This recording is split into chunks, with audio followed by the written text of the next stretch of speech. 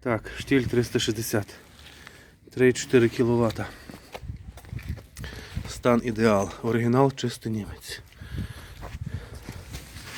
Тут оригінальний номер. По ньому можна пробити. Так, шина 40-ка. Ланцюг або поміняти, або підгострити. Вид спереду. Вид знизу. Так, тримай. Так. Компресор.